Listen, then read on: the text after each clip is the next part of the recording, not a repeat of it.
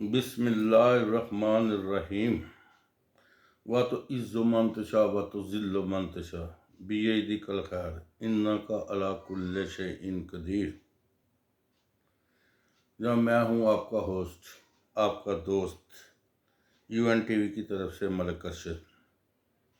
میری دعا ہے کہ اللہ تعالیٰ آپ سب لوگوں کو خوش و خرم رکھے اور آپ پہ اپنی رمضان کی جتنی بھی رحمتیں ہیں وہ نچھاور کرے۔ آج کا عمران خان کا جلسہ لاہور کا دیکھا، پہلے پشاور کا دیکھا، پھر کراچی کا دیکھا، پھر اس کے بعد جناب علی آج لاہور کا جب جلسہ دیکھا تو یہ ایک بات کنفرم ہو چکی ہے۔ میں یہ نہیں کہتا کہ پورے پاکستان نے، لیکن میں ایک بات کہتا ہوں کہ PTI کے ورکروں نے اس تبدیلی کو ناپسند کیا۔ آپ اس کو جو بھی آئینی نام دے لیں، ٹھیک، آئین کے ذریعے ہی کام ہوا ہے۔ اس کی پہلے تو بغیرتی یہ کی گئی کہ اس کے 28 بندے توڑے گئے۔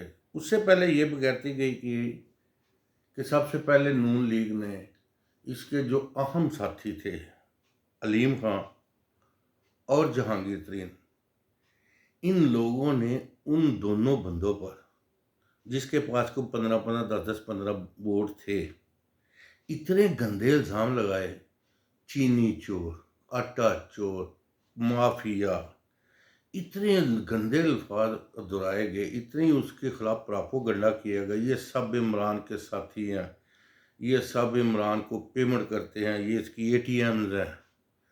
عمران کھڑا آدمی تھا، اس نے سوچا یار یہ کیا ہو رہا ہے، میرا مطلب ہے کہ میرا مطلب ہے کہ ان کو کیوں نہ، اگر میری دور حکومت میں یہ بندے غلط کام کر رہے ہیں تو میں کیوں نہ ان کو اپنی کلاس سے نکال دوں یا ان پہ اپنا تحقیقاتی کمیشن بناؤں۔ اس نے جہانگیر ترین کے خلاف بھی FIR کٹوائی، تحقیقاتی کمیشن بنائے، اس کو ایون اپنے سینئر وزیر کو جیل بھیج دیا، صرف اسی امید پہ کہ نون لیگ کو جو ہے نا اس کو چین آ جائے کہ میرا مطلب یہ پاکستان کے عوام کو پتہ لگ جائے کہ عمران خان کو یہ پتہ نہیں تھا یہ انتہائی گندی سیاست کرنے والے لوگ ہیں۔ اور جب دیکھا کہ اب پوری فصل پک گئی ہے، انہوں نے علیم خان سے اور جہانگیر ترین سے رابطے شروع کر دیے۔ لازمی بات ہے وہ ان کو گریوینس تھا، وہ تھوڑا سا ان سے ناراض تھے، تو انہوں نے ایک بساط لپیٹنی شروع کر دی۔ اور اس کے بعد غیبی امداد یہ آئی، ایبسولیوٹلی ناٹ، ایک پاکستان کے لیے تو اعزاز بن گیا، پاکستان کے لیے تو ایبسولیوٹلی ناٹ ایک اعزاز بن گیا، ایک ٹرینڈ بن گیا، لیکن ان لوگوں نے اس نعرے کو اپنا لیا اور اس کی ورکنگ شروع کر دی۔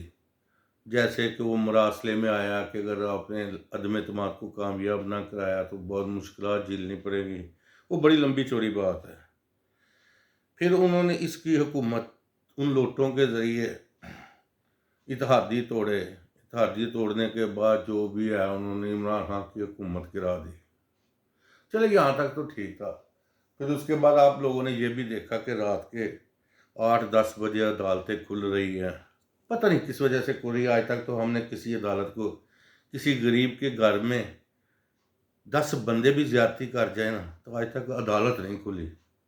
4 بجے کے بعد جج صاحب اٹھ جاتے ہیں، کہتے ہیں نہیں بھائی جو مسئلہ کل کریں گے، ہم بھی تھک گئے ہیں۔ اچھی بات ہے۔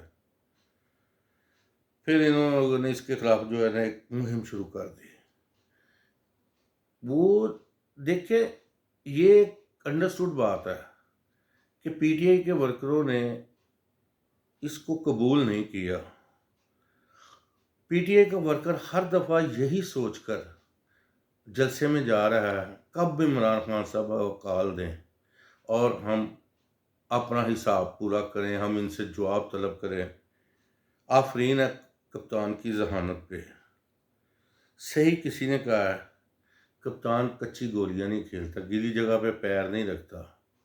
اب وہ وکٹ تیار کر رہا ہے، اب وہ باؤنسی وکٹ تیار کر رہا ہے۔ اس کو پتہ ہے کہ میرا مقابلہ بہت بڑی سپر پاور سے ہے اور میر جعفر صادق کا جو نام لیا جا رہا ہے ان سے ہے۔ تو اب اس نے کال دے دی ہے اسلام آباد کی، دیکھیں وہ فائنل کال کیا کرتا ہے۔ اور دوسری بات جو سازش ہو رہی ہے، یقین کریں آپ کوئی سب الزام لگا دیں۔ اچھا چلے، سب سے پہلے تو آج اس کی تقریر میں یہ مجھے لگا ایسے کہ جیسے عمران خان تو نہیں بول رہا، یہ تو کوئی مولانا عمران خان بول رہا ہے۔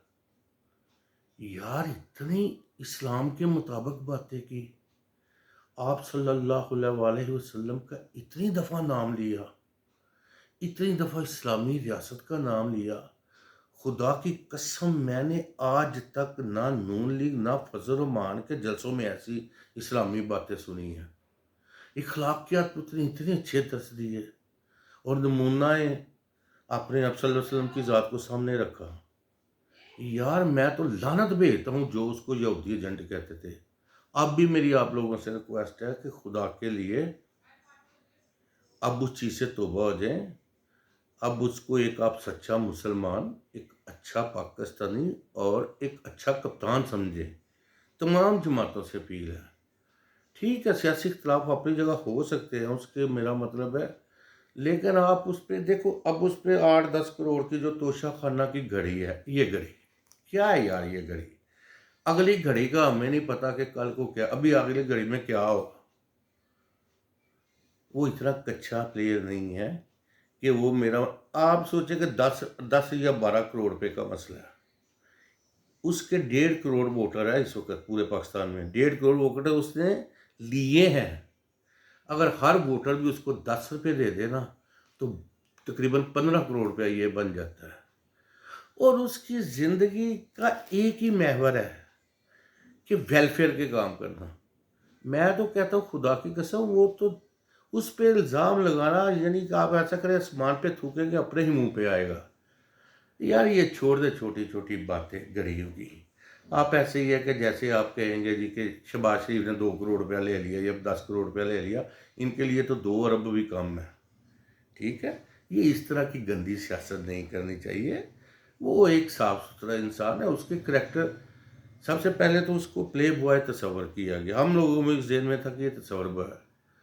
دنیا کی پوری سیاسی تاریخ دیکھ لے، پوری پی ٹی آئی کیا پاکستان کی خوبصورت ترین عورت تھی ایک عائشہ گلالئی، پورے ایک سیب کی طرح تھی، سیب کی طرح۔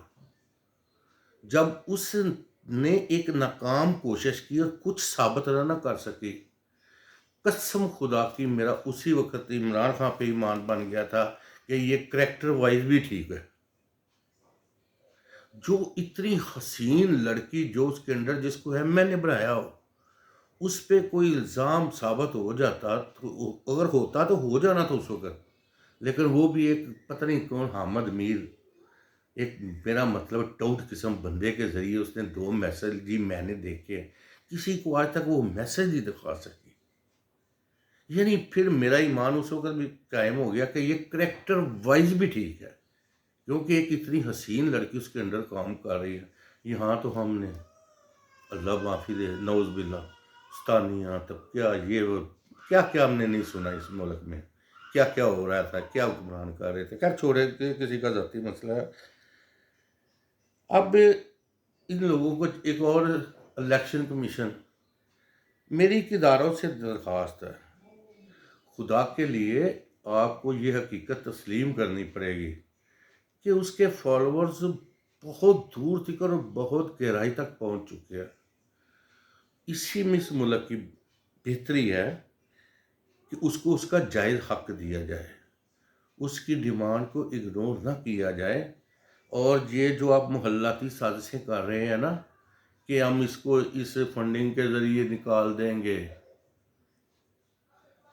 فوج تو ویسے ہی پہلے ہی غیر جانبدار ہے۔ عمران خان نے بھی کہہ دیا کہ ہماری فوج ہے، ہم انشاءاللہ اس کے پیچھے کھڑے ہیں۔ یہ فوج پہ تنقید سب سے پہلے نواز لیگ نے موجودہ سربراہ کے خلاف گجرانوالہ میں سر عام کی تھی۔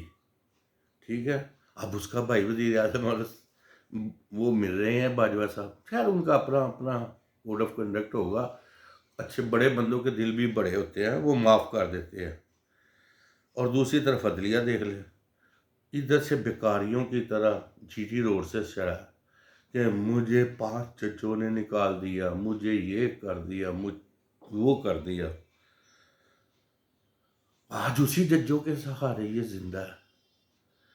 اور بھائی آج ہی تھوڑی شکل کر لو، یہ ادارے آپ کو کھلاتے ہیں، یہ انہوں نے آپ کو بھی چلنے نہیں دینا. انہوں نے مسلم سب سے بڑی بدقسمتی، ایک نواز شریف کے بہت بڑے اچھے فالوور تھے، ایک نواز شریف کی بہت بڑی ہی بیعت تھی. لوگ نواز شریف کو ایک لیڈر سمجھتے تھے، بھلے چلو ہم پی ٹی آئی والے یا کوئی بھی پی ٹی آئی والا اس کو کلر سمجھتا تھا، لیکن نون لیگ والے اس کو ایک اچھا لیڈر سمجھتے تھے اور زرداری کو برا سمجھتے تھے. اور بقول شہباز کے، بقول نواز کے کہ زرداری ایک کرپٹ لیڈر ہے، مولانا فضل الرحمان ڈیزل میں کمیشنیں لیتا ہے. ان لوگوں نے کہا ہوا ہے، خدا کی قسم ایک عمران کے لیے یہ تینوں ہی ایک ہی کشتی میں سوار ہو گئے. یہ ایک ایسا عمل ہے کہ یقین کر لے کس نے نواز شریف کی سیاست کے پیٹھ میں چھڑا گھونپ دیا. نواز شریف کے پاس کوئی بیانی ہی نہیں رہا، نواز شریف کے ورکر کے پاس یہ جواز ہی نہیں رہا کہ ہم زرداری کے ساتھ کھڑے ہو کے عمران کا مقابلہ کریں گے. بھائی تو اکیلے اکیلے ہو، تینوں کٹھے ہو، جو بھی جس کو زیادہ سلیکٹر. ان لوگوں نے تو انتہائی کر دیا یار. ایک اس کی ایسی کی تیسی بنا مطلب پھیر دیا سیاست کو ایک اقتدار کے لیے، وہ بھی ابھی 2-3 ماہ کی بات ہے. یہ ساری کلیئر ہو جانی ہے، یہ جتنی بھی جو ہے نا، یہ ساری چیزیں 1.5-2 ماہ میں کلیئر ہو جانی ہے، کسی کے پاس کچھ نہیں ہونا. اور اس کے بعد جناب نواز لیگ کو بھی چاہیے کہ وہ اپنی پالیسی پہ نظر ثانی کرے. تھوڑا سا میرا مطلب ہے کہ وہ سیاست کو سیاست ایک اصولوں پہ ڈٹے. اگر مجھے ججوں نے نکالا، اگر اس وقت میرے خلاف اداروں نے سازش کی ہے تو وہ اس کو اس پہ قائم رہنا چاہیے. یہ نہیں ہے کہ میرا مطلب ہے کہ اس کو اتار کے آپ اس کے ساتھی بن جائے. تو میرا تو یہی مشورہ ہے تمام سیاسی جماعتوں سے، اگر آپ نے اپنی سیاست کو برقرار رکھنا ہے نا تو علیحدہ علیحدہ میدان سے عمران کا مقابلہ کریں. جب آپ کٹھے ہو کے مقابلہ کریں گے، یقین کر لو اس وقت پھر تبدیلی نہیں، پھر انقلاب ہوگا. پھر اگر آج الیکشن کروا دیں، اگر یہ کٹھے ہو گئے، میں الفن بات کرتا ہوں کہ تقریباً 70% سیٹس جو ہے نا وہ عمران خان کی ہوں گی. اور جس دن زرداری کو سندھ نے جس دن سندھ جاگ گیا، اس وقت عمران کے لیے مسئلہ ہی کوئی نہیں رہنا. اس کو اتنے اختیارات مل جانے کہ آپ لوگوں کہ آپ آج اتنا ظلم کریں. میری شہباز شریف صاحب آپ سے درخواست ہے، آج آپ اتنا ظلم کریں جتنا کل کو آپ سہ سکیں. اس کے خلاف کوئی ناجائز بات نہ کر، کوئی کیس نہ بنائیں، سیاست کو سیاست رہنے دیں. ورنہ اگر یہ عوام کھڑی ہو گئی اور اس میں اللہ کی مدد شامل حال ہو گئی تو یقین کر لیں اس ملک میں کسی کا کچھ نہیں رہے گا. پھر بھی میری تمام موجودہ حکومت سے درخواست ہے کہ وہ اس کو ایک سیاسی مسئلہ سمجھے. حکومتیں آنی جانی چیز ہے، اور بڑے ہی میرا مطلب پولیٹیکلی عدالتوں کو بھی تھوڑا سا اپنی خیال رکھنا چاہیے. ورنہ مجھے عدالتوں کی تاریخ کا پتہ ہے، ان عدالتوں کے ساتھ کیا کیا ہوتا رہا. میں نے وہ جج بھی دیکھے ہیں، یہ حقیقت ہے، یہ ثبوت ہے. جو وکیلوں کا کوٹ پہن کے باہر نکلے، منہ چھپا کے بھاگے تھے، نواز شریف کی حکومت تھی.